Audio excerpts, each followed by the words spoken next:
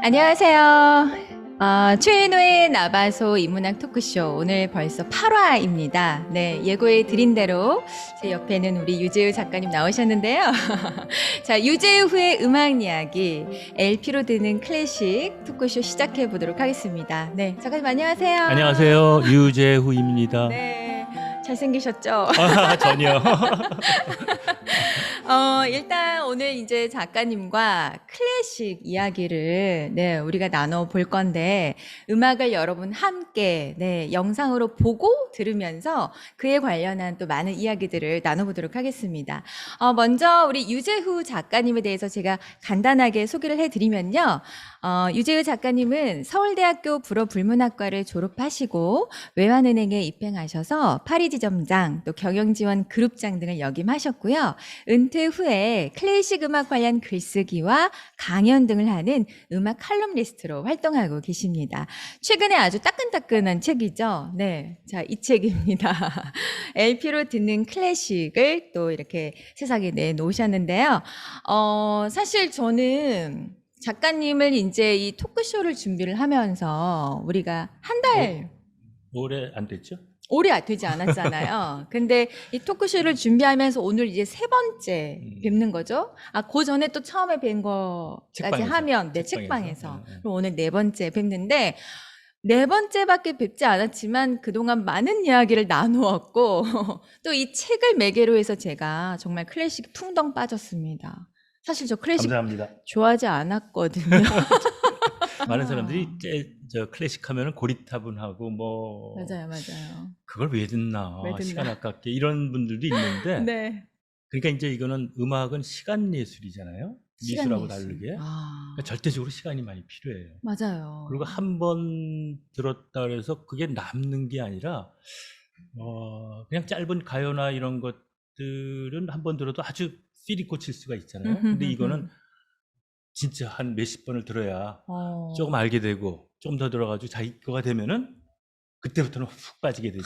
저 지금 그 단계. 그게 이제 감사합니다.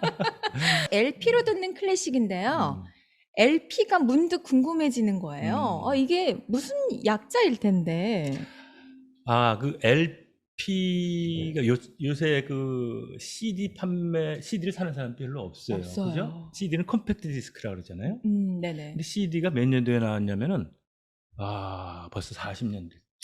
1980년도 초에 CD가 출발하기 전까지 네네네네. 거의 음악 매체는 LP죠. 근데 그 LP라는 것도 탄생을 언제 했냐면 에디슨이라고 아시잖아요. 네. 에디슨이 사실은 음향 재생기를 처음 발견한 사람이에요. 발명한 사람이에요. 역시. 그러니까 오래됐죠. 19세기 말이니까. 네. 근데 맨 처음에 1900년 초에 사람이 노래해가지고 거기다 재생을 하는 장치를 처음 만들었는데 여러분 그 고물상 같은 데 가면은 이렇게 나팔 쭉 돼가지고 이렇게 손을 막 돌려가지고 하는 네네네. 그걸 추금기라 그래요. 추금기. 그라모폰 추금기.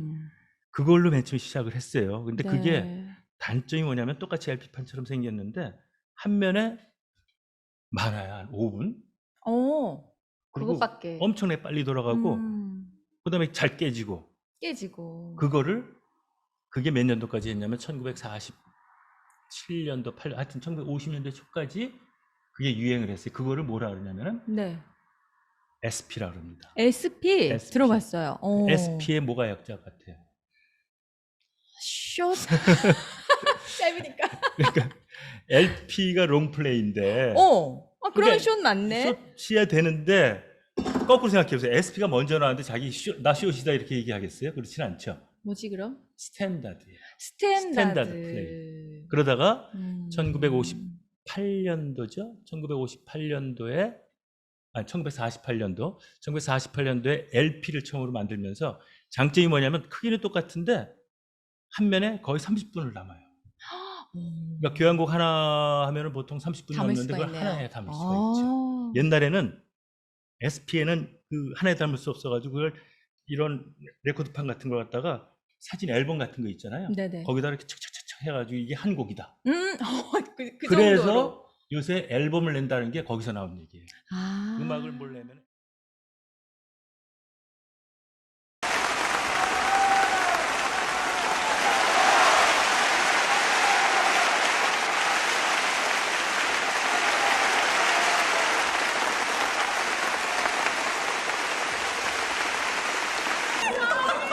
Did you like it?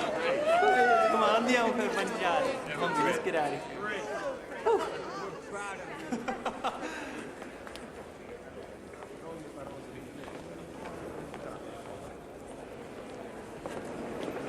Can I please talk to you now? Not now, Mary. It's not a good time. You're just like my father. Come on, stay with the family. Go on. Talk to me. The twins are dead. In about 1 minute, there's gonna be Carabinieri crawling all over this place.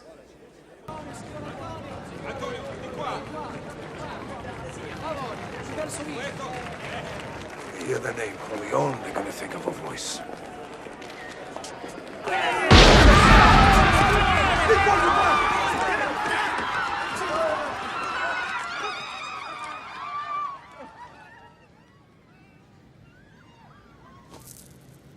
Dad?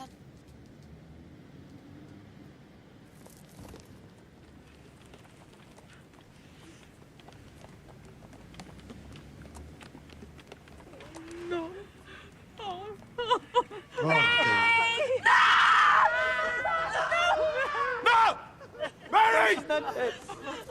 No, God. No! God, no! Oh, God, no, please!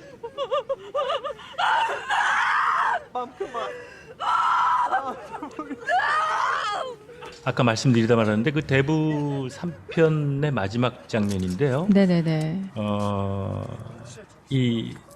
그 적한테 딸이 총에 맞아 죽는 장면부터 시작이 되죠. 네. 마지막 장면이. 그러고 난 다음에 이제 그 유명한 음악 까발레리아 루스티카나 중에서 간주곡이 흐릅니다. 이 까발레리아 루스티카나가 원래 오페라 무대가 시칠리아고 이 영화 속의 무대도 시칠리아입니다. 잠시 음악 들어보시죠. 네.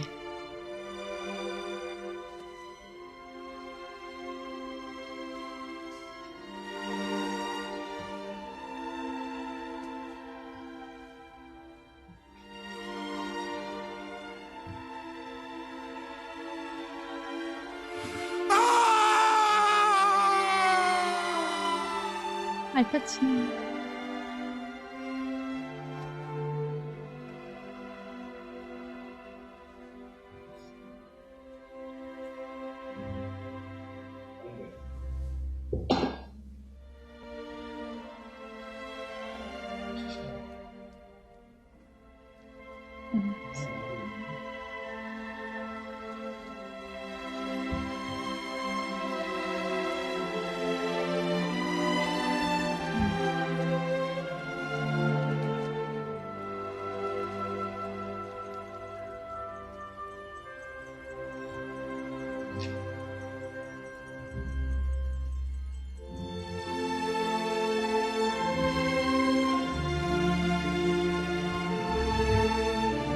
딸이 죽고 난 다음에는 장면이 알파치노, 그러니까 1편, 2편, 3편이 다 나오죠. 알파치노가 네. 젊었을 때부터 지금까지의 어떤 아름다웠던 행복했던 삶이랄까 그런 걸 이제 회상하는 장면이 쭉 나오고, 그로부터 이제 시간이 지나가지고 자기 고향 마을에서 여인이 앉아 있는 장면이 곧 나와요. 라스트 씬입니다. 네.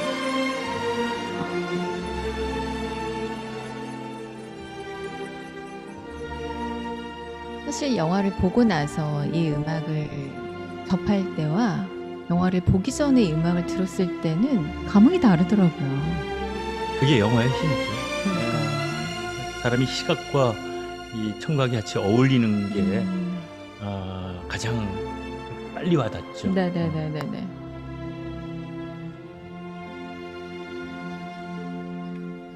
제가 참 좋아하는 장면이에요. 딱 그 정지된 화면으로 하면 참 멋있는 장면인데, 멋있다기보다 사람이 죽는 장면이 멋있다 그러면 좀 그렇지만은 영화 사상 아주 최고의 라스트 씬 중에 하나로 꼽아도 될 정도의 장면입니다. 음악도 좋고. 이 까발레리아 루스티카나 하면은 제목이 일단 어렵죠. 여러분들 아마 곡은 상당히 많이 들어보셨던 곡일 거예요. 네네. 그러면 이제 TV 드라마에서 많이 나오고, 그런데 정작 이게 뭐였지 하면은 제목을 제대로 내시는 분들은 그렇게 많지 않을 겁니다. 왜 그러면 그 작곡가 이름도 생소하고 마스카니 생소했어요, 진짜. 그다음에 카발레리아 루스티카나 음. 발음하기도 어려워요. 이태리 네. 말이거든요. 아, 이거 안 외워져요. 안 헤어지죠. 근데 이렇게 외우시면 됩니다. 카발레리아는 이제 기사란 뜻이에요. 중세 기사. 아. 루스티카나 하면은 이제 전엄, 시골 네네네. 이런 뜻이고, 그래서 카발레리아 루스티카나 하면은 시골의 기사, 시골의 기사. 시골에 있는 기사. 근데 시골의 기사라고 해서 기사하면 중세 기사에 멋진 말 타고 뭐 칼 들고 이런 기사가 아니고, 음흠흠흠. 그거를 약간 패러디하는 거죠. 쉽게 말해서 네네네. 이 주인공은 군대에 막 제대한 청년이에요. 지금 그리고 이제 오페라 이야기 오페라 하시는 이야기죠. 거죠? 이제 예. 오페라가 그 무대에 쓰인 건데, 음흠. 근데 그 오페라가 부활절 하루에 일어난 일인데, 모든 오페라에는 삼각관계, 치정 이런 게 거의 다 들어가 있다고 보시면 불륜. 됩니다. 불륜 뭐 이런 거. 근데 이 마스카니 카발레리 루스티카나는 그 1890년도쯤에 이제 그 발표된 곡인데, 그 전까지만 해도 오페라 하면은 주인공들은 전부 다 영웅, 뭐 왕, 뭐 이런 사람들이 주인공인데, 맞아요. 이 마스카니 카발레리 루스티카나에서는 아주 시골에 진짜 보잘것없는 하나의 청년. 어허허. 근데 그 청년이 보잘것없는 것뿐만이 아니라 군대 갔다 왔더니 옛날 애인이 쉽게 말해서 고무신 거꾸로 씌웠다 그럴까요? 그 뭐 딴 남자의 아내가 돼 있어요. 그게 네네. 화가 나가지고 음. 다시 그 옛날 애인한테 이제 옛날 애인이 자기한테 접근해 오니까, 네. 그러는 와중에 그 여자의 남편하고 삼각관계가 이루어지고, 그래서 그 남편한테 결투를 신청합니다. 그 여자가 저는 이해가 안 가요. 이게 뭐 자기가 고무신 거꾸로 신어놓고는 이제 그 남자가 제대하고 나오니까. 근데 뭐 한 제대를 군대 생활을 몇 년 동안 했는지 모르지만은 out of sight, out of mind 뭐 이런 게 있잖아요. 그러니까 네. 그래서 결국은 결투를 신청해가지고 결투에서 주인공이 죽는 겁니다. 칼에 맞아서. 근데 그 결투하기 바로 전에. 네. 근데 이 오페라가 사실은 그렇게 길지가 않아요. 1시간 조금 넘는데, 오페라가 그 맨 처음에 나오는, 여러분 이제 그 제목이 멋있는 게 있어요. 합창곡 중에 참 제가 좋아하는 곡인데, 오렌지꽃 향기는 바람에 날리고. 마스카니 찾아보니 그게 제일 많이 유명하죠. 나오더라고요. 그게 이제 합창곡이 나오는데, 그 부활절 아침에 오렌지꽃이 향기가 날리는 데서 마을 사람들이 하는 아주 멋진 풍경들도 있는데, 이 지금 이제 대부에서 나오는 간주곡은 바로 결투하기 전에 잠깐의 간주곡이 나옵니다. 그 간주곡 속에 부활절의 경건함, 그다음에 그 주인공의 어떤 복잡한 심정, 그다음에 마을의 아름다운 모습들, 그다음에 앞으로의 비극, 이런 게 다 담겨져 있는 거라고 보시면 돼요. 그러니까 네. 이 오페라에서 사실은 백미는 이 간주곡입니다. 이 마스카니의 그 오페라의 내용이 바로 이탈리아 시칠리아에 있었던 그 청년의 이야기인데, 그렇죠. 예. 대부 역시 그죠? 본고장이 마피아 네. 본고장이 시칠리아. 시칠리아에 있는 그 마피아 이야기인데, 저 새로운 거 알았잖아요. 알파치노를 이제 막 검색해서 보다가, 그거 아세요? 알파치노 외가 쪽이 시칠리아래요. 그래요? 네. 그래서 알파치노를 그런 것 캐스팅- 같아요. 캐스팅을 했는지 캐스팅을 했나? 그건 모르겠는데, 그래서 저는 정말 그 마스카니의 오페라 그 내용의 그 청년이 정말 이 알파치노인 것 같으면서 이렇게 오버랩이 되면서 대부를 또 그렇게 봤었거든요. 네. 멋진 장면이죠. 예, 그 대부도 멋있고 음악도 멋있고. 그러니까 음악이 영화에 안 쓰였으면은 과연 이렇게 유명해지고 사람들이 많이 들었을까 하는 생각도 들어요. 그러니까 그러니까요. 음악이, 클래식 음악이라는 게 어려운 게 아니고 영화 속에, 문학 작품 속에, 그다음에 일상적인 생활 속에 다 녹아져 있죠. 여러분들이 많이 보시는 드라마나 같은 데도 클래식 음악도 되게 많이 나옵니다. 곡명을 모르실 뿐이지. 맞아요. 그래서 저는 이제 작가님 처음 뵙고 나서 클래식에 이제 뭐 거의 입문 하는 거라서 마스카니의 이 곡을 처음 추천해 주셨고, 그래서 이제 대부를요, 장장 9시간이 더 걸렸거든요. 네. 그 시간을 걸리죠. 할애해서 이 마스카니의 카발레리아 루스티카나를 듣기 위해서 봤는데, 여러분도 꼭 영화를 보시고 이 음악을 한번 만나보셨으면 좋겠어요. 우리가 이제 앞서 시간이 많이 소요가 돼서 두 번째 곡을 또 들으면서 네, 또 이야기를 계속 나눠보도록 하겠습니다. 베토벤의 크로이체르 소나타. 그 듣기 전에 잠깐 설명을 잠깐 네네네네네. 해볼까요? 크로이체르 소나타 이름이 멋지죠. 근데 사실 크로이체르라는 거는 사람 이름입니다. 그러니까 베토벤이 당대의 명 바이오니스트인 크로이체르에게 헌정한 곡이라서 제목이 크로이체르 소나타를 붙였죠. 네네. 그러니까 옛날 클래식 음악, 베토벤 시대 클래식 음악에는 곡의 제목이 사실 없는 게 일반적이죠. 그래가지고 사람들이 운명교향곡, 여러분 다 아시는 운명교향곡도 베토벤이 붙인 게 전혀 아닙니다. 나중에도 안 붙였어요. 우리나라에서만 그렇게 써요. 우리나라에서요? 네, 외국 유럽에서는 운명교향곡이라고 못 알아듣습니다. 그냥 교향곡 몇 번 이렇게. 일본에서 운명교향곡을 맨 처음에 썼죠. 뭐 그런 식으로 했는데 이거는 크로이체르에게 헌정이 됐기 때문에 일명 크로이체르 소나타라고 붙였습니다. 근데 왜 이거를 제 책에도 소개를 드렸고 그다음에 이제 우리 원장님께서 이거를 뭐 곡이 좋으시니까 물론 했겠지만 제가 참 좋아하는 곡인데 이 배경을 잠깐 말씀드리면은 베토벤이 여러분들 많이 아시겠지만은 살기는 57세까지 비교적 그 당시로 장수를 하는데 30살이 안 돼가지고 귀가 안 들리기 시작합니다. 그때가 30살 전후. 근데 그거를 뭐 음악가가 귀가 안 들린다는 게 말이 안 되니까 그쵸. 알리질 않죠. 알리질 않는데 자꾸만 귀병이 악화되니까 도저히 뭐 자기는 음악가로서의 인생이 끝났고 사실 베토벤에서 음악이라는 게 생애 전부겠죠. 그 당시에. 그래서 요양차 하일리겐슈타트라는 곳으로 요양을 갑니다. 그 하일리겐슈타트에 가서 도저히 귀가 안 나으니까 거기서 유서를 작성합니다. 유서를 죽겠다고. 책에 나왔던 것 같아요. 그게 하일리겐슈타트 유서입니다. 근데 네. 그 유서의 전문이 지금도 남아 있는데 그 유서를 썼으면은 자살을 하셨어야 되는데 자살하지는 않고 유서가 좀 길거든요. 근데 유서를 자 읽어보면 끝에 가서 난 죽어야 되겠다. 음악가가 귀가 안 들리면 이거 어떡하냐. 죽어야 되겠다고 하면서 중간에 어투가 좀 바뀌어요. 내 사명은 이루어야 되지 않는가. 유서를 쓰면서 자기 내면을 확인을 했네요. 확인한 거죠. 그래서 유서를 쓰고 난 다음에 아무한테도 그걸 사실 유서의 그 수신인이 누구냐면 동생 칼이라는 동생한테 썼는데 네네. 숨기죠. 유서를 썼다는 사실. 그리고 유서는 발견이 언제 되냐면 죽고 난 다음에 발견됩니다. 그러니까 생전에는 유서를 썼다는 사실을 아무도 몰랐죠. 근데 그 유서 내용이 그래놓고 마지막에는 다시 삶에 대한 의욕, 다시 말하면 삶에 대한 의욕이라기보다 예술 음악을 해야 되겠다는 생각이 워낙 강했기 때문에 유서를 쓰면서도 음악을 해야 되겠다 하는 생각이 다시 든 거죠. 근데 그러고 난 다음에 베토벤의 작품 세계가 확 바뀝니다. 이제 베토벤 작품 세계를 크게 이제 초기, 중기, 후기 이렇게 나누는데 그 중기의 시작은 바로 유서를 쓰고 난 다음.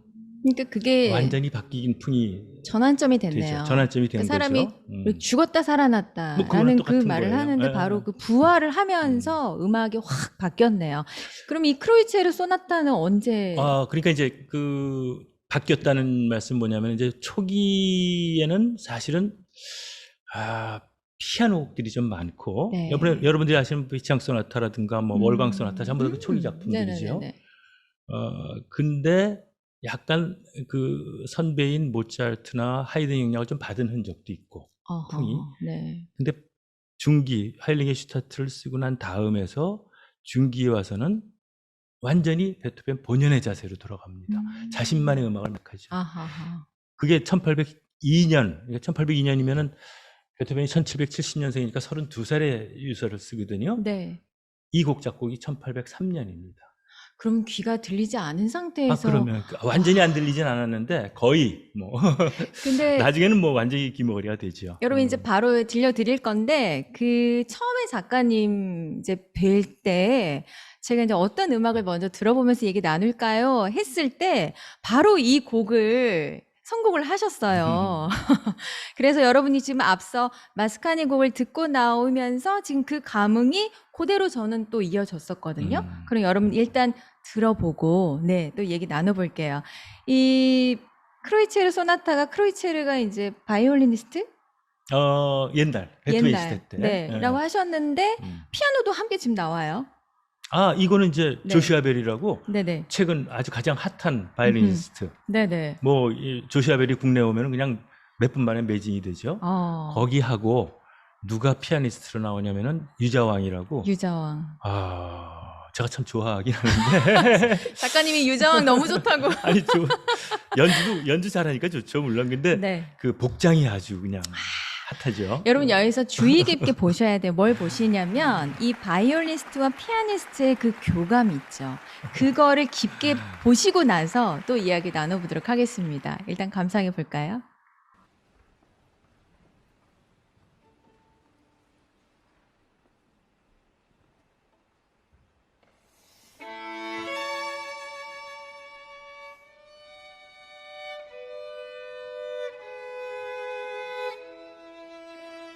유자왕의 눈빛이 몰라 제가 보기엔 예사롭지는 않습니다. 매혹적이에요. 근데 저는 조슈아 벨 자꾸 표정이 보여요.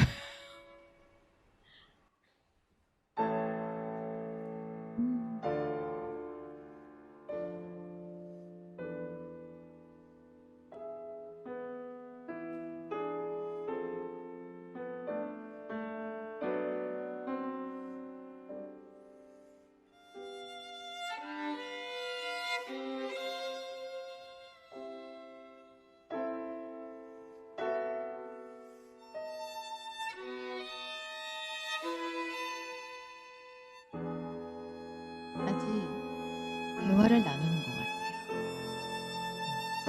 같아요. 사실 그래가지고 여러분들이 혹시 아실지 모르지만은 톨스토이가 소설 쓴 제목이 크로이체르 소나타예요. 근데 톨스토이의 크로이체르 소나타는 그렇게 아름다운 소설은 아니거든요. 그게 불륜입니다. 또 불륜인가요? 예. 그리고 결국은 이 피아니스트 아내를 둔 남자가 어느 순간에 젊은 바이올리니스트가 와가지고 자기 아내하고 크로이체르 소나타를 연주하는 걸 보고 불륜이다 하고서 살인을 저지른 소설이 톨스토이의 크로이체르 소나타. 그럴 정도로 이게 그 대화, 눈빛 보이는 게 너무나 잘 어울리는 그런 베토벤이 사실은 뭐 바이올린 소나타 처음은 아닌데 네. 이때부터 진정한 베토벤의 어떤 강렬한 메시지가 감정이 되는 있죠.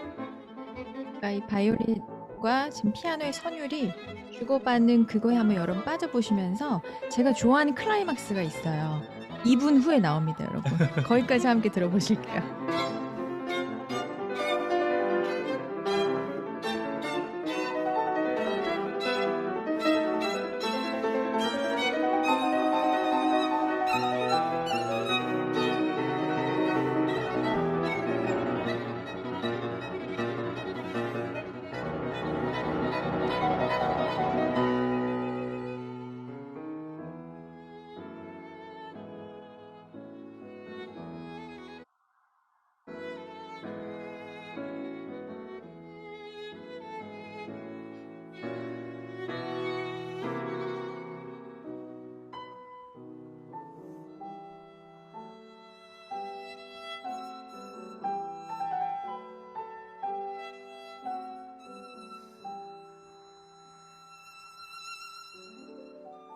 정말 조슈아 벨은 정말 빠져서 연기하는 게 보여요. 그 연주를 되게 잘하죠. 네. 뭉동작이 좀 있는데 뭉동작이 저기 있는 게 너무나 자연스럽게 감정에 몰입이 되면 이렇게 나오는 국내에 왔다는 얘기가 들어서 거의 그냥 매진이죠. 이 부분이에요.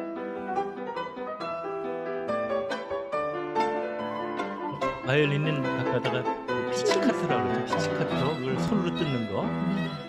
그러면서 이제 대화를 이어나가는 거죠. 그 대화 내용은 들으시는 분들마다 다 다를 거예요. 대화는. 근데 분명한 거는 사랑의 감정의 대화가 아니겠는가 하는 불꽃이 감정이죠. 정말 불꽃이 튀는 것 불꽃이 같아요. 튀죠. 그러니까 이걸 자기 와이프하고 어떤 젊은 바이올리스트가 연주하는 걸 보고 화가 났죠. 질투가. 저거는 사랑이 아니면 그렇게 연주할 수 없어요. 그러니까 이제 톨스토이를 아. 소설로 쓴 건데 네. 하여튼 뭐 자, 이제 이 클라이막스의 멜로디가 이제 계속 1악장이죠, 이게. 계속 네. 이제 흘러나오더라고요. 2악장도 아름답고 3악장 아. 아름답습니다. 기회 되시면 전곡을 한번 전곡을 한번 들어보시면 들어보세요. 오늘 시간 때문에. 네네네. 근데 여러분 사실 저는 이 방송을 준비하면서 어떤 마음으로 여러분에게 이제 음악 이야기를 하고 싶었냐면 요즘 너무나 다 짧게 짧게만 가고 있잖아요. 특히 클래식은 또 굉장히 길기 때문에 정말 그 하이라이트 멜로디 조금만 듣고 아 들었다 이게 아니라 오늘 유지우 작가님 모시면서 우리는 10분 다 들려드린다. 근데 저 이렇게 하고 쉽지가 싶었는데 않죠. 예. 아 그러면 다들 유튜브 나간다. 안 듣는다. 아 그래서 그 합의점을 잘 찾지 못했어요. 그게 이제 미술과 네. 음악의 차이점이라는데 아까 음. 다시 말씀드리면은 그 그림 미술 이런 건 시각적인 예술이잖아요. 네. 그러니까 어떤 분은 뭐 그냥 한 1초만 봐도 되고 어떤 분은 한 5분 동안 바라봐도 되는데 이 음악을 한 곡 들으면 모든 사람이 공통적으로 똑같이 5분짜리 음악이면 5분짜리 같이 들어야만 그게 얘기되는 거고 30분짜리는 30분 같이 들어야 되고 그러니까 좀 어렵죠. 시간을 어려운데 많이 투자해야 제가 되고. 이제 최근에 작가님 만나면서 매일매일 클래식을 이제 듣고 있는데 듣다 보니까 이게 서사가 있잖아요. 그러니까 1악장부터 얘기거리가. 네, 쭉 들어야 진지하게 들어야 이 이야기를 알 수가 있겠더라고요. 그래서 저는 여기서 이제 궁금한 게 지금 이제 클래식 음악이란 이게 지금 화면에 보이는데요. 사실 그 이게 클로이체르 소나타잖아요. 근데 저도 소나타 어렸을 때 쳤는데 도대체 소나타는 뭐고 지금 오늘 교향곡도 나오고 이게 그 음악 뭔가 말고 잠깐 이제 뭐 클래식 많이 아시는 분들도 이게 네네네. 들으실 텐데 음. 그냥 모르신다고 생각하고 잠깐 얘기를 해볼까요? 네네 간단하게 클래식 음악이 뭐라고 생각하세요? 어떤 느낌이 고전이잖아요. 고전. 고전은 뭔가? 계속 고전.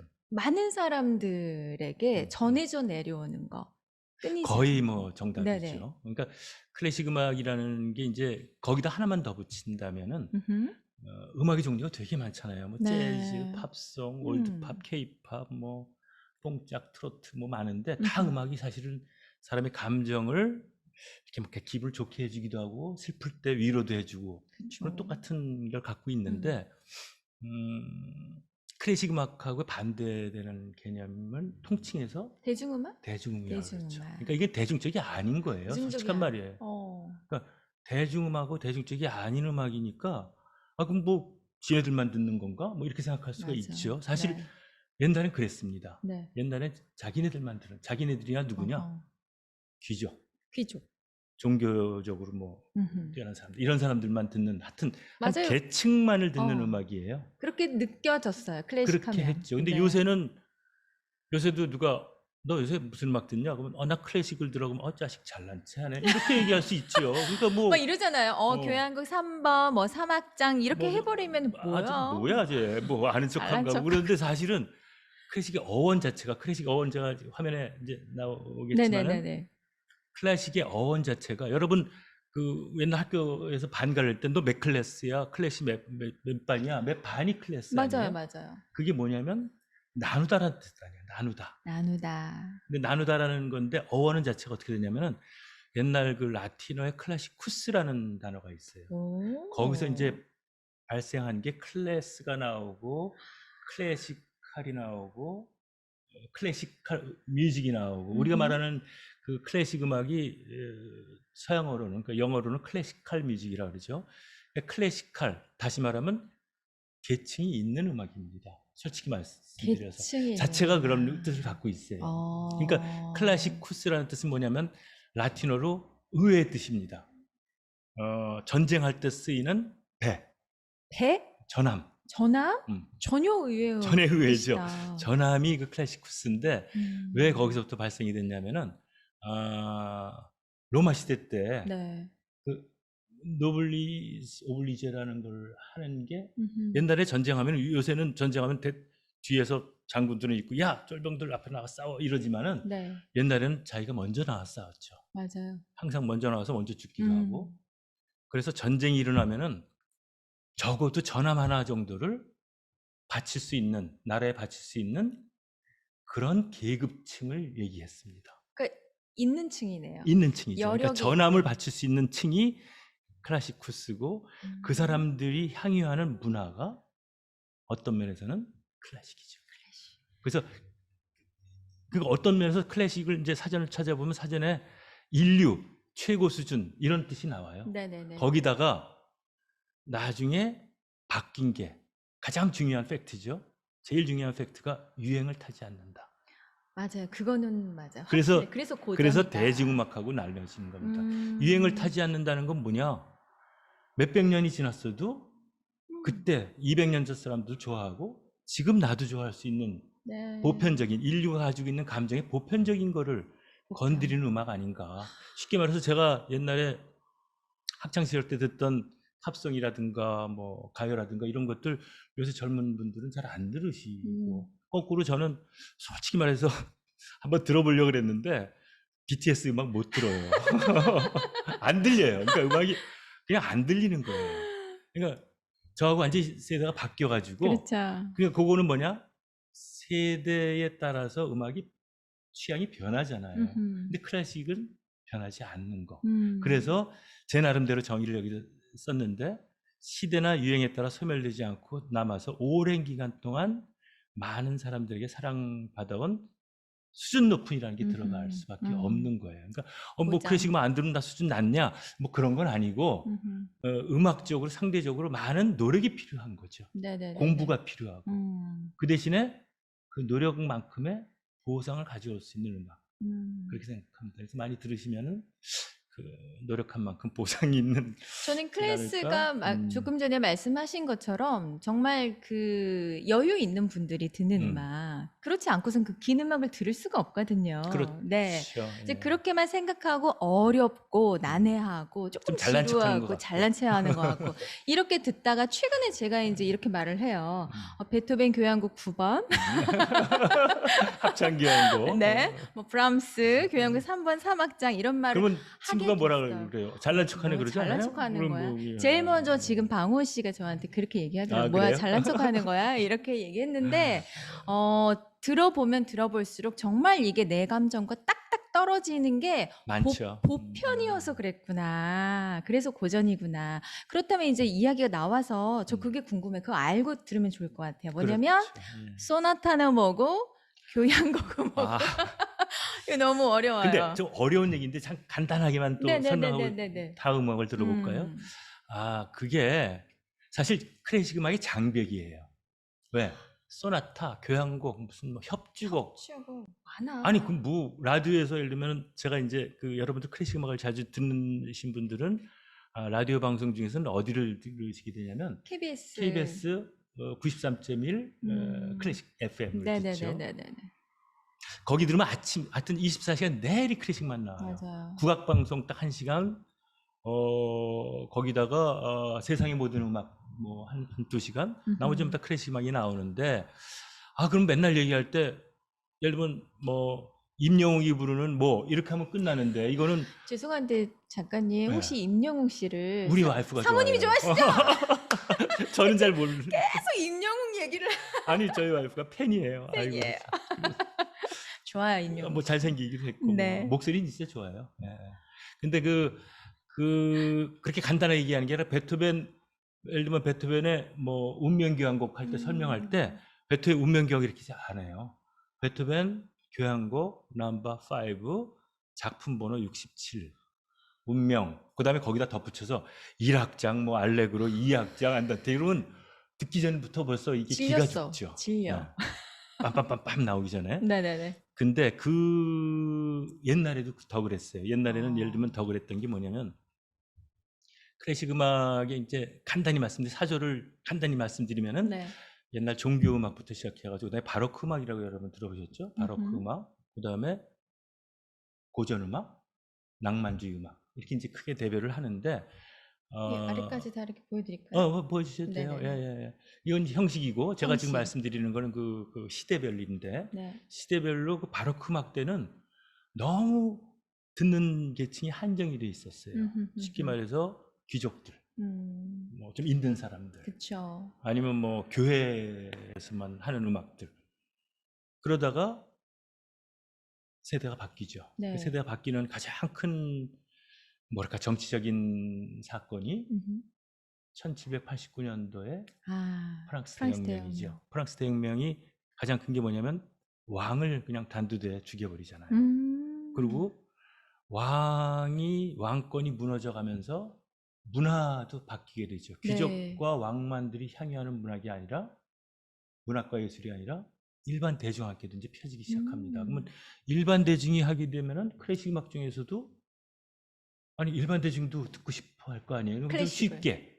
그래서 오페라가 나왔나? 아니죠. 오페라는 그 전부터 나왔어요. 어. 오페라도 사실 귀족들에 대한 그 음악인데 바로크 음악들이 너무 어려우니까 그걸 네. 좀 체계를 잡아보자 하고 나온 게 네. 사실은 여러분들이 들어보신 하이든, 모차르트, 베토벤 이 세 사람 시대에 나온 고전 음악 중에서도 고전 음악이라고 하죠. 클래식시즘이라 그러죠. 고전파.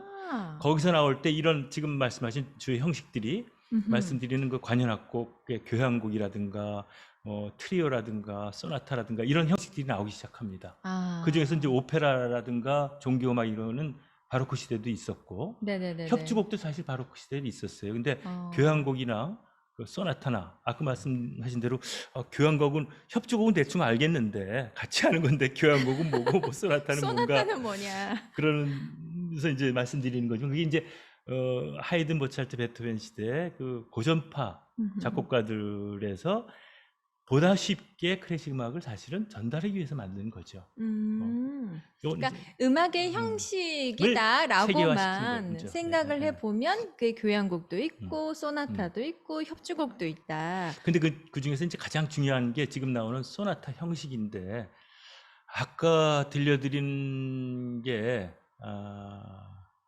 바이올린 소나타라고 제가 소나타였어요. 말씀드렸죠. 네. 크로이체르 소나타. 네네네. 근데 바이올린 소나타가 아니라 엄밀하게 따지면은 정확한 제목은 소나타 for violin and piano. 다시 말하면 피아노와 맞아. 바이올린을 위한 소나타예요. 네네 피아노가 같이 나왔으니까. 같이 나오죠. 바이올린 소나타가 아니고. 네네네. 그 여러분들 잘 아시는 월광 소나타. 음. 그거는 피아노 혼자서 하는 피아노 소나타죠. 거기도 피아노 소나타라고 붙이고 바이올린하고 피아노 같이 하는 아까 크로이체르 소나타도 음흠. 소나타라고 그래요. 아. 그거하고 이 소나타 형식하고는 다른 개념입니다. 음. 소나타 형식은 좀 복잡해요. 아, 그러니까 좀 너무 또 깊게 복잡해. 깊게 들어가면 들어가니까 네. 좀 복잡해지니까 다시 말하면은 근데 소나타 우리나라에서 제일 많이 팔린 차가 뭔지 아세요? 소나타예요. 역대급 소나타예요. 소나타 소나타. 탔습니다. 근데 소나타라고 안 그러죠? 그렇죠. 뭐라 그래요?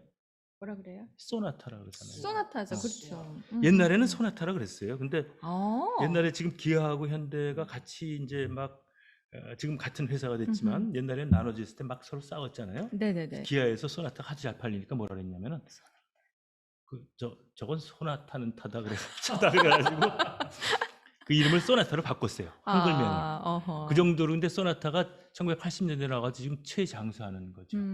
그만큼 음악계에서 소나타라는 건 엄청나게 중요한 양식입니다. 중요하네. 다시 말하면 간단하게 말씀드릴게요. 네. 그 소나타 형식이라는 게 있는데 소나타 형식은 정반합 쉽게 말해서 제시부, 전기부, 재현부 이렇게 나오는 음악의 형식인데 네. 더 깊게 나올 수 없으니까 간단히 말씀드리면 피아노 소나타 형식으로 해서 피아노를 연주하는 건 피아노 소나타. 어. 1악장을 소나타 형식을 쓰는데 악기를 바이올린과 피아노를 하면은 바이올린 소나타. 바이올린 소나타. 네. 그다음에 악기를 4개 쓰고 싶다. 네. 쉽게 말해서 현악 사중주 있죠. 음흠. 바이올린 2개, 비올라, 첼로. 이거는 현악 사중주라고 부르잖아요. 네. 다른 말로 하면 뭐냐면 소나타 for 스트링이죠. 소나타 4. 모든 게 소나타예요. 형식을 쓰는 거예요. 교향곡은 뭐냐? 관현악곡을 위한 소나타라고 보시면 돼요. 아, 그렇게 이름 붙여서 얘기를 할 수 근데, 있군요. 피아노 소나타는 피아노만 가지고 하는 게 소나타이기 피아노 소나타. 바이올린 소나타는 일반적으로 바이올린과 피아노를 위한 피아노를 반주 내지는 같이 협동하면서 연주하는 소나타. 교향곡은 1악장을 관현악곡을 연주하되 1악장을 소나타 형식으로 써라. 그렇게 만든 게 교향곡입니다. 다시 말하면 운명교향곡의 1악장 빰빰빰빰 하는 거는 소나타 형식을 씁니다. 네네네네네. 그리고 피아노 이제 점점 소나타에 좀 감이 복잡해지고 와요? 있어. 됐습니다. 이제 그만하시죠. 다시 또 하면 협주곡은 뭐냐? 협주곡은 오케스트라하고 피아노하고 협주하면은 피아노 협주곡이 돼요. 오케스트라가 바이올린하고 하면은 바이올린 협주곡이 되고, 아. 그다음에 클라리넷하고 오케스트라 같이 하면 클라리넷 클라리넷 협주곡이라고 협주곡. 부릅니다. 근데 그것도 뭐냐? 1악장을 소나타 형식을 형식으로. 쓰는 걸로 이때 베토벤 시대에 다 만들어냈죠. 그러니까 그걸 알게 되면 조금 쉬운데 뭔가 지금 그래도 좀 예, 어렵죠. 쉬워지면서 그래도 어렵죠. 간결해지면서도 또 알고 보면 또 복잡한 것 같은데 그렇죠. 어쨌든 저거는 소나타 음. 형식으로 펼치는 것이구나. 1악장을. 1악장을. 예, 네. 그래서 앞서 들은 게 음. 이제 우리가 베토벤의 크로이체르 소나타였고요.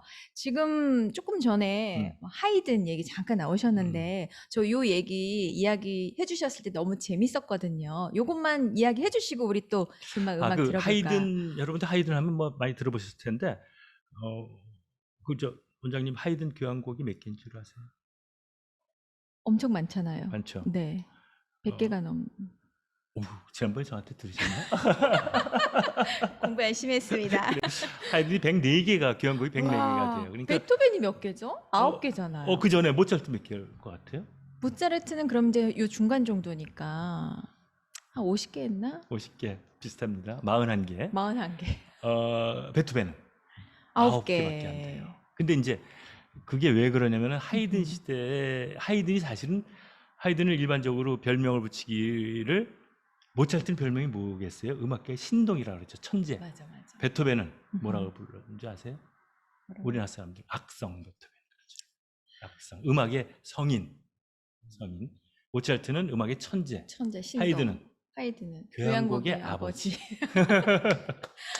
바하는 뭐라고 부르는지 바자. 아세요? 바하는 음악의 아버지라고. 맞아. 부릅니다. 그게 핸델은 되게 음악의 어머니 뭐 헷갈렸어요. 이렇게. 자꾸 물어보잖아요. 아니 그 교향곡의 초등학교 때 배운 아버지는 거예요. 맞아요. 근데 하이든이 교향곡 아버지라고 불릴 정도로 교향을 많이 작곡했는데 그러니까 하이든이 교향곡 이런 형식에 만들어 놓은 공은 엄청나죠. 하이든이. 그다음에 하이든이 기초를 닦았다고 보면 되고 모차르트가 그걸 발전시켰고 그 완성이 누구냐? 베토벤이에요. 그래서 이렇게 이야기하면 조금 반대하실 분들도 있을지 모르지만 하이든의 104개 교향곡, 모차르트의 41개 교향곡을 합하면 한 150개 되잖아요. 그거하고 베토벤 9개 교향곡의 가치가 비슷하거나 아니면 베토벤 9개 교향곡이 더 가치가 높다고 평하는 음악학자들도 있어요. 그 정도로 이제 뭐 제 베토벤의 생각에는 교향곡은 뭐 선배님들의 음악을 계속 듣고 많은 감흥을 얻어서 더 뭔가 압축되고 더 퀄리티 있는 음악을 만들 수 있지 않았을까 감히. 뭐 그러면 그 다음 사람들도 다 그렇게 만들게요. 근데 그렇지가 또 않고. 그렇지 않았네. 어. 알겠습니다. 그 다음 사람들이 베토벤의 교향곡 때문에 음, 교향곡 작곡을 잘 못했어요. 그 정도로. 너무 벽이 있어가지고. 그러면 이제 이론 이야기는 요 정도. 너무 왜냐면 어렵죠. 예. 이야기 이렇게 하니까 나가시는 것 같아요. 그래서 좀 알고 들으면 더 재미가 있어서 우리 작가님이 얘기해 주셨고, 그럼 다음에 제가 작가님의 책에 이 곡이 또 소개가 되어 있더라고요. 교향곡 한번 들어볼게요. 브람스 교향곡 3번 너무 좋아요. 먼저 듣고 올까요? 여러분, 교향곡 3번. 네. 이걸 또 이렇게 준비를 하셨었구나. 이게 그 맨 왼쪽 사람이 슈만, 가운데가 클라라, 슈만. 그 슈만의 부인. 아내죠. 네. 그다음에 오른쪽이 브람스. 네. 젊을 때 잘생겼죠. 네. 간단하게 요 세 사람 이야기만 하고 어, 한번 보고 올까요? 브람스가 20살 때 몇 살이 위냐면은 23살이 위예요. 그러니까 33살에 43살에 슈만을 만나게 되죠. 그러니까 만나는 게 아니라 제자로 들어가죠. 제자로. 예, 그러고 난 다음에 한 1년 정도 같이 있다가 슈만이 정신병으로 사실 라인강에 투신해서 자살을 시도하다가 네. 결국 그 후유증으로 2년 만에 죽죠. 그리고 이제 클라라 슈만이 미망인이 되는데 네. 미망인이 된 다음에 한 40년간을 혼자 사는데 그 40년 동안 내리 브람스가 함께는 안 살지만은 정신적으로 그다음에 가끔가다 필요할 때 서로 아주 친구로서 지내는 삼각관계라고 볼 수는 없지만 브람스가 평생 결혼 안 했죠. 그러니까 마음속에 다 연인이었겠죠. 클라라 슈만을 14살 네, 위인데. 그러니까. 근데 그러니까 클라라 슈만이 브람스보다 14살 위. 그다음에 남편이 슈만. 이렇게 하는 그 삼각관계라는 걸 가지고 프랑스와즈 사각이라는 프랑스 젊은 여자가 소설을 썼어요.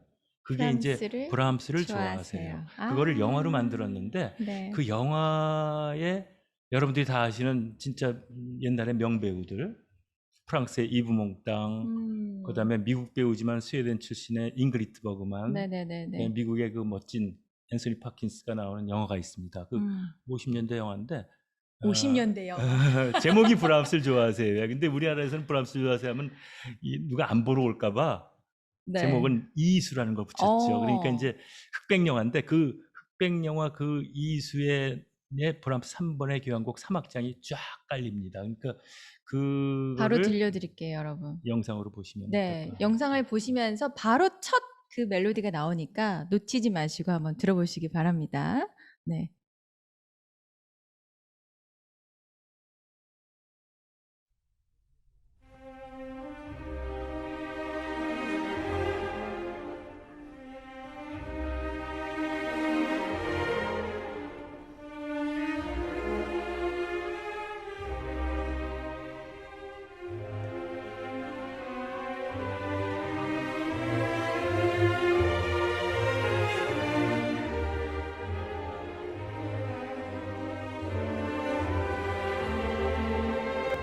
이브 목당이 약간 좀 바람기가 있는 남자고요. 그 애인이 부부관계는 아닌데 애인이 그 잉글리트 버그나라는 사람이죠.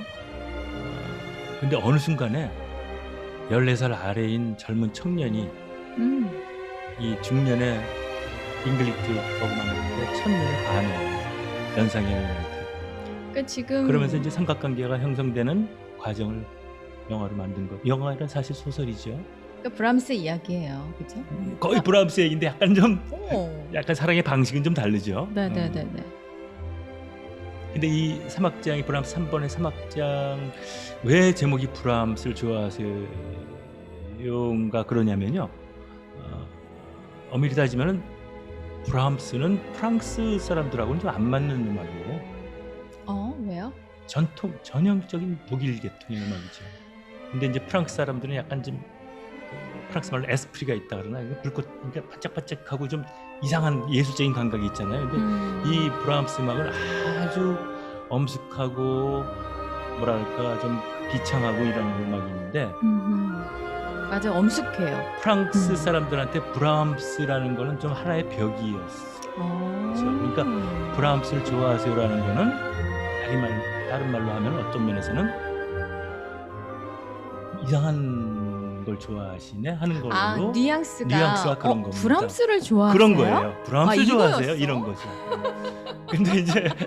근데 영화 속에서는 즉흥적으로 이 막 그 데이트 장소를 물색하다가 길거리에 있는 브람스의 그 교향곡 음악표 음악 포스터를 음악표 보고 표. 즉각적으로 브람스를 좋아하냐고 잉글리트 버그만한테 묻죠. 그러니까 연상의 여인한테 이 표를 건네면서 보러 가자는 거죠. 보러 가자는 그래서 거죠. 보러 가는데. 브람스를 좋아하세요? 이 대사가 이제 이렇게 유명하게 된 거죠. 뭐 최근에 뭐 브람스를 드라마로도 우리나라의 드라마 그렇죠? 브람스를 네. 좋아하세요 드라마가 있어요.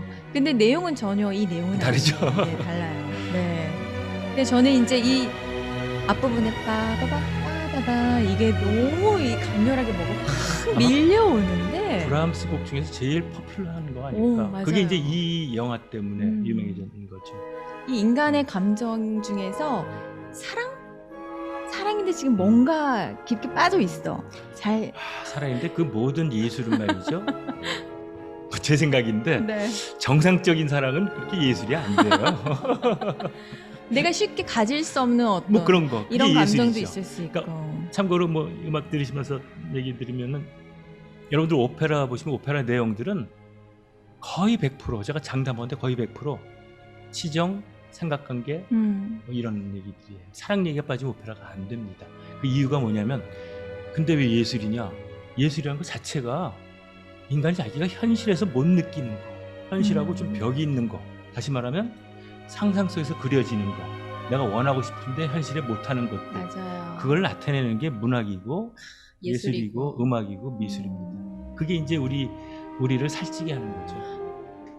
우리의 평상 예술이라는 게 이제 그런 예술대로 다 하면은 인간 세계가 엉망무질서가 되죠. 지금 살찌게 해주신다는 그 말씀에 제가 박수가 절로 나오는 게 사실 저는 동양 철학을 공부를 했고 그래서 맹자 안 어울리시는데. 공자. 근데 그 선생님들이 항상 얘기하시는 게 바로 그거예요. 마음을 살찌우는 거는 왜 하지 않느냐 이거든요.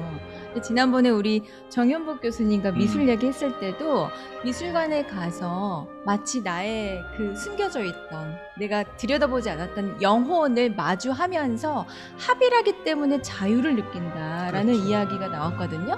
근데 음악도 마치 내 안에 억눌려 있던. 그걸 가장 잘 표현한 게 네. 제가 책에는 썼지만은 쇼생크 탈출용. 네네네네. 거기서 이제 그 아. 주인공이 음악을 틀어주는 장면이 나오는데 그때 나오는 음악이 여러분들 많이 아시는 모차르트의 오페라, 오페라. 피가로의 결혼 중에서 이제 현지 중창이라고 그러죠. 네네. 산대바람을 부를 때 그거를 교도소에 있는 데서 틀어주세요. 앤디지 영화 속에서는 그걸 딱 틀어주는 순간에 교도소에 있는 모든 죄수들이 넋을 잃죠. 영혼이 다한 거야. 이 회색빛 음악에. 공간 안에 저런 게 나오다니. 그러면서 주인공 미술론을 얘기합니다. 제 생각에는 본인은 그냥 얘기한 건데 우리 이 회색빛 공간 안에 하얀마다 들어와 우리의 모든 영혼을 그냥 어느 한순간에 자유를 느끼고 음악 하나. 그게 이제 예술의 예술이 갖고 있는 우리가 이제 평상시에 마음속으로만 생각하고 했던 모든 것들을 자유롭게 표현할 수 있는 수단이 예술이니까. 맞아요. 음악도 그렇고 네. 미술도 그렇고. 음. 이 여자는 프랑스와 사강 소설가죠. 네, 젊었을 때. 그래서 저는 음. 음악이라는 거, 특히 클래식이라는 거를 고리타분하게 이렇게 느끼지 않으셨으면 좋겠고 우리가 늘 그 주중에 일을 하느라 억압돼 있잖아요. 그러면 자유를 찾아 주말에 떠나리. 근데 또 그럴 수 없는 상황이기 때문에 지금 요새 너무나 답답하시거든요. 코로나 시대. 네. 예. 근데 음악 한 곡으로 충분히 자유로울 수 있다라는 거를 저는 체험했고 또 여러분도 많이 체험하셨으면 좋겠어요. 그런데 재미있는 얘기가 하나 책에서 발견한 게 이 브람스 3번 교향곡 3악장을 우리 작가님은 그 빌헬름 프루트뱅글러의 베를린 필 실황 연주 이걸로 들어봐라라고 추천을 하시면서 예. 거기에 그 관중의 기침 소리가 들리긴 하지만 그렇게 거슬리지 않다라는 말씀을 하셨는데 저 그게 너무 궁금했거든요. 왜냐하면 연주회를 보러 갔는데 그 관중들의 훌쩍이는 거, 기침 소리 이게 굉장히 거슬리잖아요. 그런 거 어떻게 에티튜드 뭐 이런 게 있을까요? 근데 솔직히 말씀드리면 그 기침을 하는 거는 생리적 현상이기 때문에 막을 맞아, 수가 어쩔 수 없어요. 없어. 그러니까 최대한도로 저도 뭐 기침 나죠. 그러니까 손수건으로 가리든가 막 이렇게 해야 되는데 네. 대놓고 한다는 건 좀 말이 안 되죠. 그러니까 좀 가리고 하면 소리가 작아지죠. 근데 기침 소리는 괜찮아요. 아까 말씀하신 그 빌헬름 프루트뱅글러라고 카라얀 바로 전에 베를린 필을 맡았던 사람이죠. 아주 네네네. 전설적인 사람인데 네. 근데 그분의 이 브람스 3번 들으면 진짜 좋은데 그게 실황이에요. 실황. 그래서 기침 소리는 많이 나고 기침 소리는 그러는데 다른 거는 뭐 기침 나면 기침 하시면 됩니다. 콘서트장에서 그거 안 하면 안 되죠. 근데 단 한 가지 네. 옛날에는 베토벤 시대 뭐 모차르트 시대에는 음악회에서 떠들면서 막 음악 듣고 그랬어요.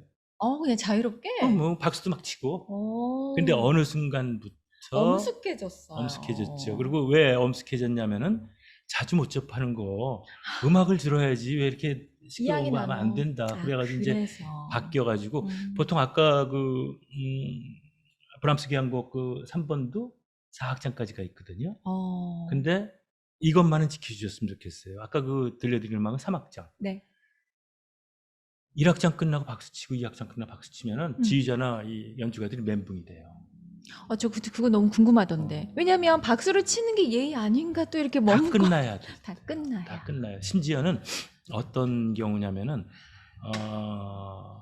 겨울 나그네라고 네. 들어보셨어요? 네. 슈베르트의 연가곡 겨울 나그네. 이게 몇 곡으로 돼 있냐면은 24곡이 돼 있어요. 1시간 반이 걸리죠. 그거 중간에 박수 치면 안 돼요. 어느 직접으로 따지. 다 듣고 난 다음에 박수 치는 겁니다. 사실 왜냐면 그런 걸 모르니까. 그 노래하시는 분이나 이 음. 지휘자나 그 빠져 있는데 박수 소리가 사실 방해가 됐기 때문에 그런 거지. 감상하는 사람들한테는 뭐 괜찮죠. 네. 근데 그거 하나 에티켓 말고는 음흠. 사실은 뭐 자유롭게 들으시면 되죠. 기침하실 때 기침해도 되고. 왜냐면 그 1악장 끝나고 살짝 텀이 있잖아요. 그 부분은 예의상 이렇게 쳐 드려야 되는 거 아닌가 아니죠, 박수를. 아니죠. 그런 생각이 들기도 하거든요. 근데 그때는 기침을 엄청나게들 해요. 참았던 기침을 그때 다 해버려요. 그냥 박수 소리는 별로 들리지도 않아요.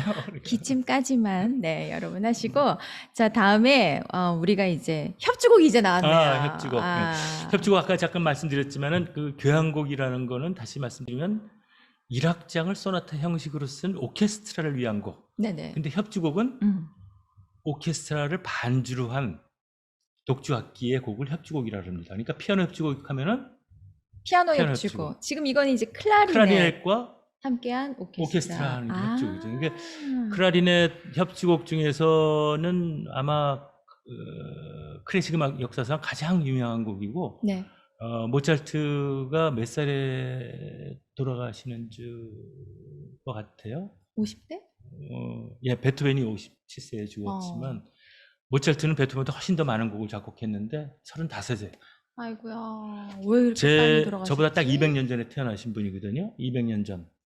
1756년. 네네네네. 1756년에 태어나가지고 1791년에 35세에 죽는데 네. 죽기 바로 2달 전에 작곡한 곡이 클라리넷 이 협주곡입니다. 곡이요. 예. 근데 죽었는데 너무 좀 뭐랄까 너무 유명했지만은 돈이 영화 아마데우스 같은 거 보시면 여러분들 아시겠지만 아마데우스 마지막 장면에 장례식 장면이 나오는데 네. 비가 엄청나게 오는 장례식 장면이라 동행한 사람은 인부들밖에 없었어요. 그리고 공동매지에 6군과 5군가 되는 시체하고 같이 묻어버려요. 아이고. 그래서 지금도 모차르트의 시신은 찾을 못 수가 찾았어요. 없어요. 슬프다. 나중에 그걸 이제 또 왜 그러냐면은 물론 나중에 그 모차르트 묘지 가서 같이 있지만 뭐 이렇게 찾아낼 수 있지만 그때 묘지가 부족해서 10년마다 다 판에서 없애고 다시 하죠. 그래서 모차르트 묘지가 지금 없죠. 일단 영화를 이제 이 영화에 이제 이 음악이 삽입이 된 거예요. 네, 영화 아웃 오브 아프리카. 아웃 오브 예. 아프리카. 이것도 오래전 영화라서 사실 우리 지금 시청하신 분들께서 보신 분도 계실 것 같기도 하면서도 많이 보셨을 네, 것 생소하실 것 같은데요. 같은데 유명하죠. 아프리카의 어마어마한 대자연을 볼 수가 있는 영화였어요. 근데 여기에 이렇게 삽입된 음악이죠. 이 영화는 저차 좋아하는 배우들이 나오는데요. 메릴 스트립. 메릴 스트립도 좋아하지만 연기 참 잘하잖아요. 네. 연기 잘하고 그 남자는 누구였어요? 로버트 레드포드. 그렇죠. 로버트 디니로가 아니라 로버트 레드포드. 로버트 다 멋있는. 로버트만 다 멋져. 로버트 미치죠. 근데 로버트 레드포드가 멋있게 나온 영화가 이제 몇 개 있는데 네. 옛날 폴 뉴만하고 나온 내를 향해 쏴라 그 스팅 주제곡 알잖아요. 거기서도 나왔는데 이 영화에서는 진짜 멋지게 나왔죠. 이야, 진짜 영상 아프리카 보세요. 배경으로. 근데 이건 실화를 바탕으로 하는 건데 이 주인공, 그러니까 작가가 주인공이죠. 소설을 쓴 여자가 덴마크의 귀족 출신 여자예요. 다시 결혼해가지고 남편 따라서 아프리카 가서 피농장을 했던 사람의 일대기를 쓴 건데 네.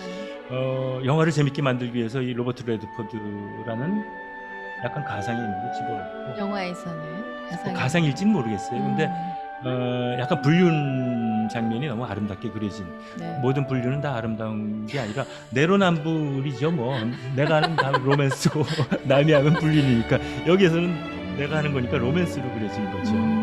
근데 장면이 이런 19금 같은 장면도 나오지만 그 외의 장면은 너무나 아름다워요. 아름답죠. 근데 이 아름다운 영상에 이 모차르트의 클라리넷 이 협주곡이 악장이 쓰여져. 너무나 찰떡궁합처럼 잘 그리고 어울리는 클라리넷이라는 소리가 것 같아요. 보통 재즈 좋아하시는 분들도 클라리넷을 많이 해요. 감미로워요. 트럼펫하고 클라리넷이 재즈의 주 악기니까 네. 이게 이제 요 부분이 클라리넷 소리인데 클라리넷 소리가 너무 멋있죠. 그러니까 아련하기도 하고 회상에 잠기기도 하고 어떤 면에서는 기괴하기도 하고 그런 것들도 많이 클라리넷이 씁니다. 이 장면 결국 이제 비행기에서 쭉 내려다 보이는 아프리카 광경을 그린 장면하고 모차르트의 클라리넷 협주곡 이 악장이 너무 잘 어울리는데 결국 이 로버트 레드포드가 영화 속에서는 비행기 사고로 죽죠. 네. 그리고 진짜 제가 좋아하는 장면이 뭐냐면은 이 로버트 레드포드가 메리 스트립을 좋아해 하되 금방 떠나버려요. 자유로운 영혼이니까. 근데 올 때 항상 갖고 오는 게 있어요. 꿈기. 추궁기 영화에서. 영화에서 그리고 지금 절반밖에 못 스트립하고 봐가지고. 메리 스트립하고 아프리카 들판에서 쫙 앉아서 같이 이제 야외 식사를 하면서 추궁기에서 딱 듣는 음악이 이 모차르트 음악이죠. 사실 저는 한번 앞에 보세요. 네, 재밌을 겁니다. 베토벤에 푹 빠져 있다가 모차르트 음악은 조금 뭔가 좀 밋밋, 좀 싱거운 뭐 이런 느낌이었어요. 이 협주곡이 클라리넷 협주곡이. 그런데 그렇지 않더라고요. 어휴, 모차르트를 심심하다고 죄송합니다. 큰일 나죠. 근데 그 맨 처음에 물어보신다고 해서 안 물어보셨잖아요. 이거 하면서 너한테 제일 좋아하는 음악가 오. 그죠? 그리고 또 그런 질문 또 싫어하신다고. 싫어했죠. 네. 근데 사실은 그게 바뀌어. 바뀌죠? 이게 어떻게 바뀌냐면은 제가 맨 처음에 음악 들었을 때는 진짜 모차르트를 좋아했어요. 그러다가 베토벤 알고 베토벤 좋아하고 한 30대 중반 정도 돼서 약간 좀 아는 척 좀 하기 시작될 때는 이 브람스를 좀 알아야 되겠다 뭐 이런 거 생각이 들어요. 그러니까 그 순간순간 바뀌는데 지금 요새 가장 많이 듣는 음악이 바하하고 모차르트예요. 모차르트 음악은 그래서 모차르트 소나타 옛날에 피아노 쳐보셨다 그랬죠? 네네네네. 모차르트 피아노 소나타는 누가 제일 잘 치냐? 아직 막 피아노를 배우는 어린애, 아무것도 머릿속에 안 들어가 있는 어린애가 잘 치고, 아니면 노대가 인생을 다 한 사람이 쳐야지만 모차르트를 제대로 할 수 있다 그러죠. 순수성이 있나 보다 모차르트. 그래서 제가 처음에 얼핏 들었을 때 뭔가 좀 밋밋한 것 같았다. 제가 좀 많이 찌들어 있었나 봐요. 모차르트 속에는 모든 게 다 들어가 있어요. 자, 모차르트의 지금 클라리넷 협주곡, 네, 이거를 지금 영화 아웃 오브 아프리카를 통해서 여러분 감상하고 계시는데 이번에 준비한 곡은 짐노페디. 제가 좋아해요. 좋아하세요? 네, 에릭 사티. 좋아하시는 분들이 참 많죠. 네. 에릭 사티. 피아노 이거 엄청 쳤었거든요. 근데 에릭 사티를 좋아하시는 분들이 많은데 네. 사실 그렇게 알려진 지 얼마 안 됐어요. 에릭 사티에 대해서는 잘 몰라요. 에릭 사티라는 사람은 음악계에서도 잊혀진 사람이었었죠. 거의. 그러다가 아마 재조명받기 시작한 게 불과 몇십 년. 아, 그래요? 네. 그러면 에릭 계기가 있나? 사티라는 사람은 음악계에서도 좀 이상한, 예를 들면 좀 괴짜죠, 괴짜. 음악은 본인이 그렇지 자신이 않은데. 그랬어요. 나는 너무 시대에 앞서서 일찍 태어난 사람이다. 자기가. 그리고 그 당시에 이제 에릭 사티가 그 활동했을 때의 무렵은 잘 아시는 뭐 드뷔시라든가 이런 사람들이 유명 음악가로 프랑스에 있을 텐데, 네네. 에릭 사티는 거기에 카바레 선술집 같은 데 있죠. 거기서 피아노 치는 사람이고, 어떤 사람이 야, 그 에릭 사티 음악 피아노 잘 친다고 딱 그 듣고 있으면은 뭐라 그러는 줄 아세요? 제 음악은 그렇게 그 정중하게 그 가만히 감상하는 음악 아닙니다. 그러니까 편하게 그냥 들으시면서 술 마시고 그러셔도 됩니다. 그렇게 본인이 얘기했던 거예요. 진짜 그러니까 괴짜네. 무슨 말이냐면은 나는 그렇게 아주 뭐 고민하고 이런 게 아니라 나에 맞는 음악을 피아노로 그냥 편하게 하는 거기 때문에 여러분을 감상하실 때도 그냥 편하게 듣지 무슨 클래식 음악 뭐 이런 거 듣는 것처럼 격이 없이 격이 있게 들으면 안 들어라. 된다. 그러니까 그래서 그 에릭 사티 음악을 뭐라고 그랬냐면은 가구 음악이라고 그래요. 오. 가구 음악이라는 게 뭐냐면 가구. 우리 이름 가구. 가구 음악. 퍼니처 뮤직이라 그러는데 그냥 집에 한 2, 30년대 오래된 가구 옆에 있고 그러면은 그냥 편하잖아요. 네. 가구. 늘 편하게 있고. 늘 있는 거. 그러니까 음. 그걸 의식하지 않잖아요, 아무도. 가구에 있다는 게 의식하지 않지만 맨날 갖다가 빼쓰고 뭐 하는 그 가구 음악. 그러니까 그게 BMG, 그러니까 배경음악이 효시가 된 음악이라고 볼 수 있는 게 에릭 사티 음악이에요. 근데 BMG. 그게 너무 좋으니까. 그리고 미니멀리즘이에요. 한 곡이 짧아요. 2, 3분밖에 안 걸려요. 네네네. 그러니까 여러분들 좋아하시는 주트브, 그러니까 그대를 사랑해, 나 이 짐노페디, 그노시엔느 이런 것들은 짧지만 상당히 많이 나오죠. 좋고 좋아하고. 근데 이 제가 오늘 준비한 영상은 그냥 밋밋하게 듣지 말고 그야말로 배경음악, 가구 음악으로 해서 가구 음악. 그 프랑스 파리의 모든 풍경을 진짜 예쁘게 그림으로 담아낸 사람이 있어요. 에두아르 코르테스라고. 화가. 네, 화가. 그 사람의 그림을 배경으로 한번 들어보시는 게 어떨까 해서 한번 준비해봤어요. 저는 왜 이 곡이 그렇게 좋았을까요? 그래서 이거를 피아노를 많이 쳤던 것 같아요.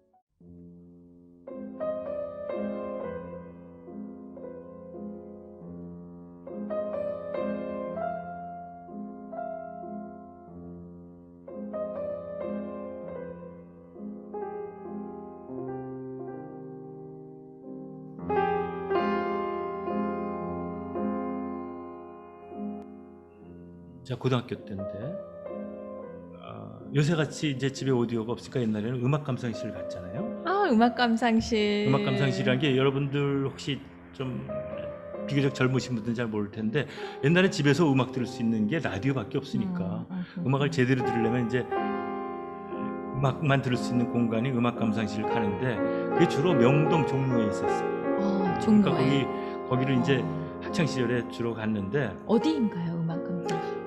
제가 고등학교 때 다녔던 데는 종로 일가에 르네상스라는 데가 있고 지금은 없죠. 없죠. 다 없어졌죠. 그다음에 대학교 때 갔던 데는 명동으로 이제 조금 나이가 들었으니까 명동으로 옮겨가지고 명동에 그 필하모니라든가 전원이라든가 이런 음악실을 자주 다녔어요. 근데 그때 음악을 많이 알던 시대는 아닌데 누가 저거 좋다는 거예요. 예를 들면 쇼팽의 피아노 꼭 들어봐. 우리 누나가 맨날 그랬는데 음악 감상실 가면 이제 신청을 할 수가 있잖아요. 네네네. 신청을 해서 써가지고 신청을 옛날 뭐 팝송도 이렇게 신청을 대학 때 했어요. 있었어요. 근데 그걸 신청해서 듣는데 그게 한 40분 가까이 걸리는 음악이잖아요. 그럼 신청해서 듣는데 귀에 안 들어와요. 그걸 제가 거짓말을 못하고 갈 때마다 쇼팽 피아노 치고 이거는 오늘 좀 또 한번 들어봐야 되겠다고 신청해서 듣는데 도저히 안 들어와요. 그러면 이제 수학 문제 풀다가 이걸 왜 좋다 그러지? 진짜 그랬어요. 수학 문제 푸셔서 그런 거 아니에요? 아니야, 그래도 귀는 열어놨으니까. 근데 안 들어오는데 아까 원장님 얘기하신 거 같은 똑같은 감정을 제가 진짜 잊혀지지 않는 감정을 느낀 게 뭐냐면 그날도 여인의 때가 똑같이 고등학교 3학년 때인데 그래가지고 이제 신청을 해가지고 있는데 제 음악이 안 나오고 딴 음악이 이제 나왔죠. 근데 어느 순간에 피아노 치고 일본이 나오는 거예요. 근데 거짓말 못하고 그 전까지는 음악이 생소했어요. 진짜 한 20번 정도 들을 때까지 생소했는데 그 한순간 어느 현상이 일어난 줄 아세요? 전곡이 다 외워졌어요. 그동안에도 듣고 몸이 알고 있는 건데 의식과 연결이 안 된 거죠. 그쵸. 근데 어느 순간에 그때는 그 다음부터는 전곡을 다 외워요.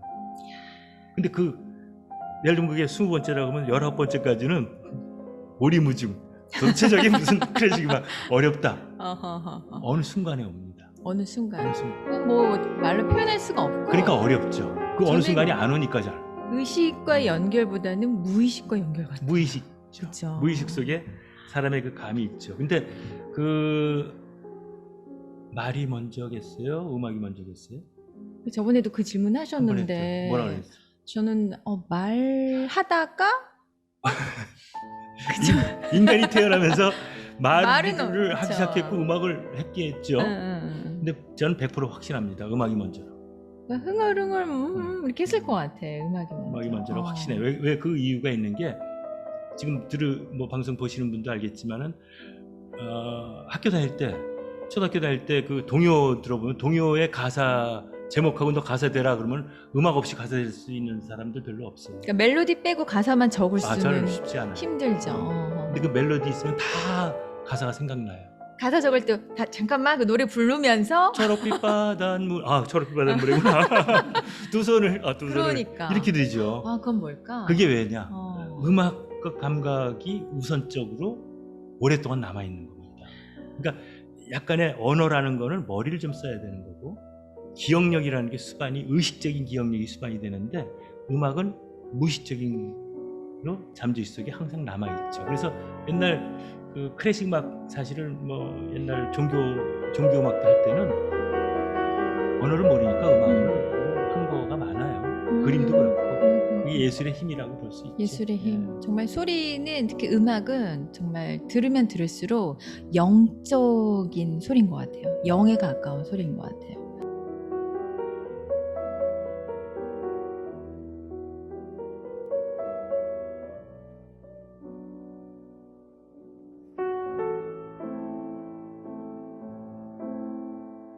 이제 한 곡 정도 우리가 남겨놓고 있어요. 준비한 거. 바로 기다리신 분도 계실 것 같은데 일단 조성진 피아노 곡을 여러분과 함께 듣고 싶었어요. 근데 그 전에 재미난 이야기가 있어서 그 조성진 이야기를 작가님께서 이제 책에 쓰시면서 조성진 인터뷰했던 내용을 쓰셨더라고요. 근데 조성진이 인터뷰에서 지휘자 카를로스 클라이버를 만나고 싶다라는 이런 말을 한 거를 작가님이 보시고 조성진이 좋아지셨다고.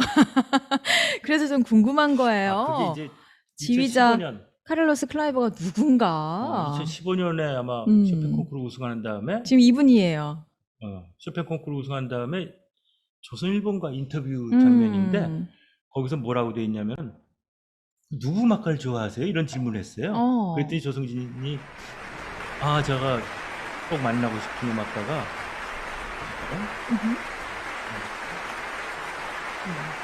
그래서 세 사람 다 좋아하는 사람인데 그 세 사람 얘기하면서 말미에 뭐라고 그러냐면은 지휘자가 그러니까 음악가가 아닌데 작곡가가 아닌데 그리고 카를로스 클라이버도 초대하고 싶다. 딱 그 얘기를 해요. 자기는 피아니스트인데. 그래서 뭐 좀 많이 하는구나. 그렇게 생각을 했죠. 그래서 진짜 제가 좋아하는 그 지휘자거든요. 근데 이 카를로스 클라이버 여러분 뭐 헤르베르트 폰 카라얀이라고 하는 유명한 카라얀은 많이 유명해서 아시는데 카라얀과 동시대 사람이죠. 근데 카라얀도 위대한 지휘자지만 카라얀은 그야말로 음악계 황제였던 사람이고 이 칼로스 클라이버는 그야말로 간혹가다 나타나서 지휘하는 성향이 전혀 다른 전혀 다르죠. 그렇기 때문에 칼로스 클라이버가 한번 지휘한다 그러면 그냥 몇 분 만에 매진될 정도로 그 정도로 그리고 지휘를 너무 잘하고 밝고 사람들 흥을 돋게 해요. 너무 밝아요. 지금 등장하시는 그 순간부터 지금 계속 보시면 이 동작이나 저는 얼굴 표정이 저렇게 밝게 지휘하시는 분을 글쎄요 많이 못 본 것 같아요. 지금 나오는 곡은 이제 여러분들이 많이 안 들으셨을 곡인데 베토벤 3번 교향곡이 영웅이거든요. 에리카. 네. 그리고 5번이 운명이에요. 그러니까 영웅 운명은 되게 뭐랄까 웅장하고 심오하고 그래요. 네. 근데 그 사이에 낀 4번. 4번 교향곡은 슈만이 뭐라 그랬냐면 4번 교향곡 보고 저 북구의 큰 거인 두 사이에 낀 아리따운 그리스 처녀라고 표현했을 정도로 곡이 너무 아름답고 예쁜 곡이에요. 그게 이제 베토벤 곡이죠. 똑같은.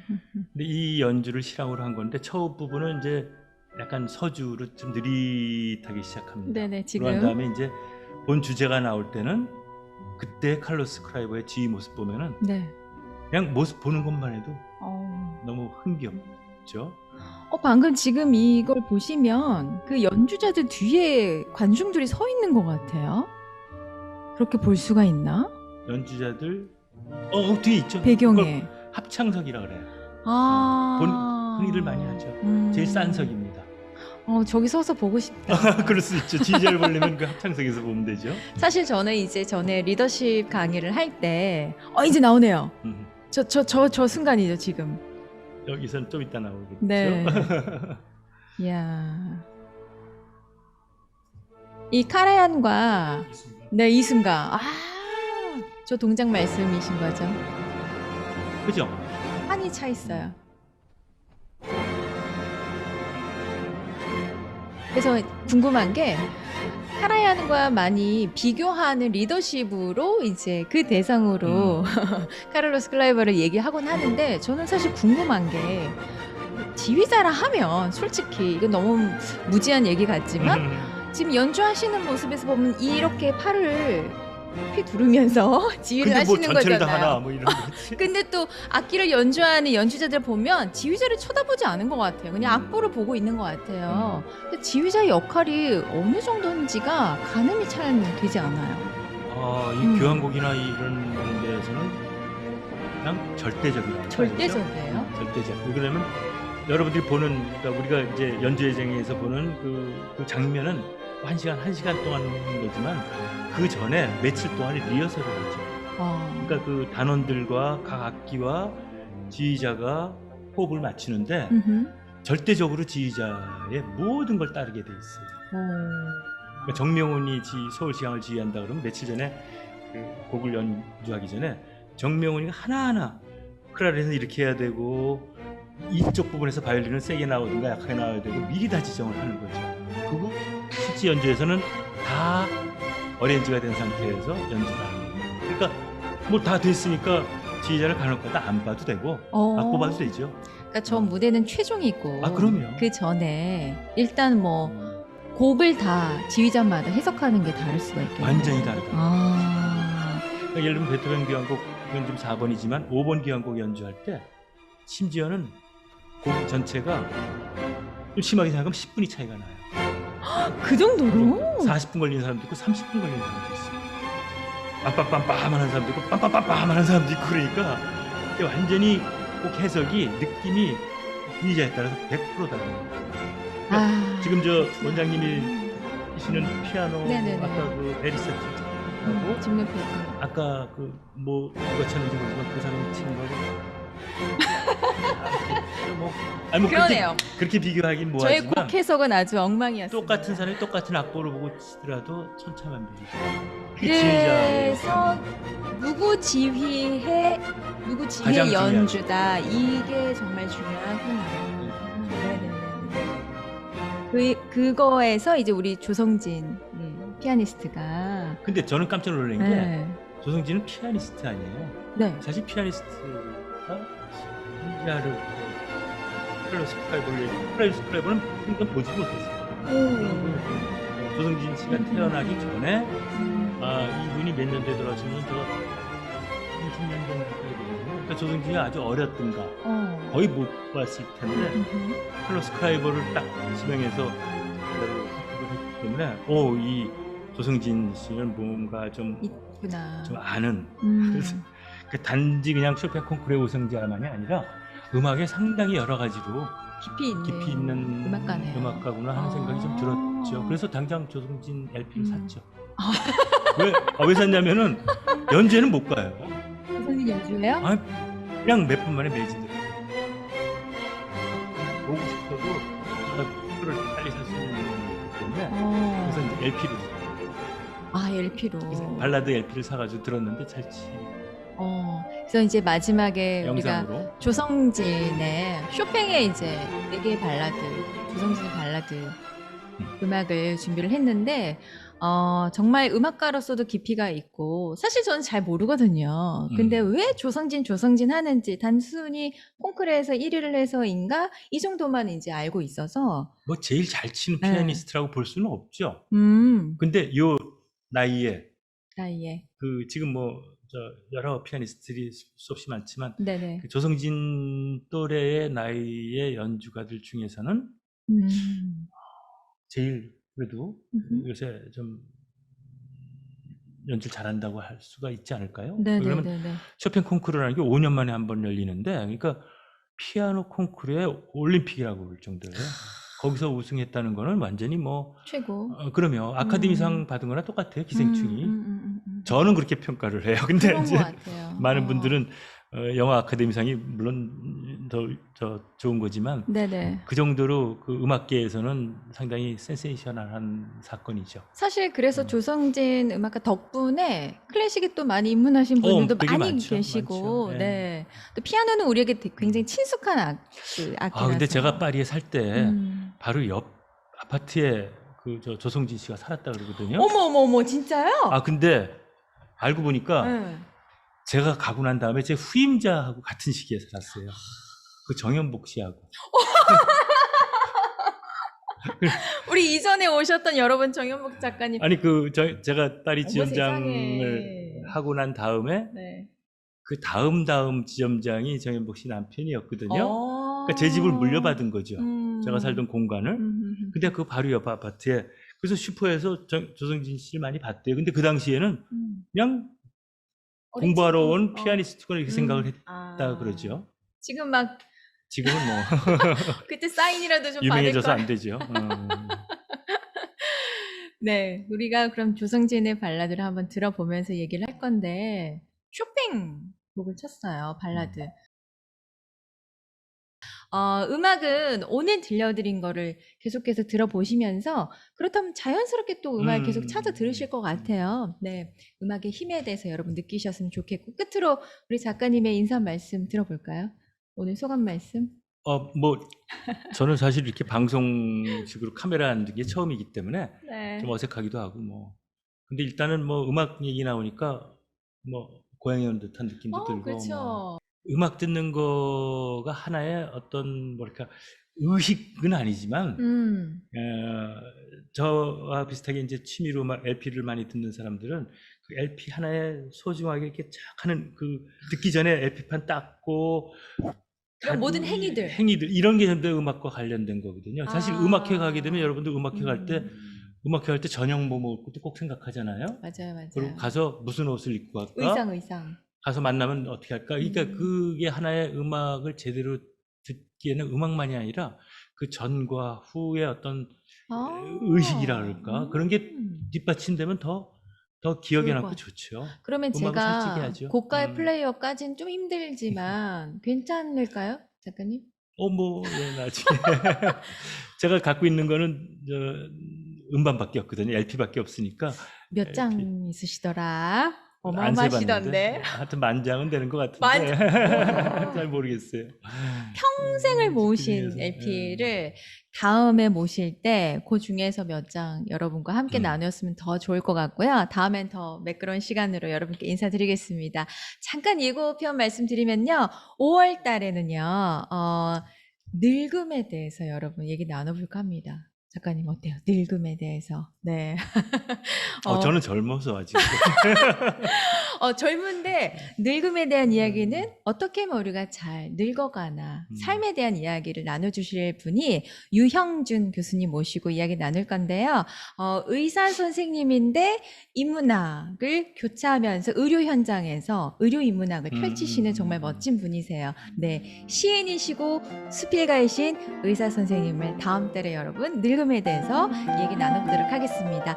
오늘 여러분 정말 감사드리고요. 다시 한번 우리 유지우 작가님께도 감사합니다. 우리 토크쇼에 나와주셔서 너무나 감사드립니다. 여러분 행복한 주말 되시고요. 음악의 힘 여러분 앞으로 꼭 느껴보시기 바랍니다. 감사합니다.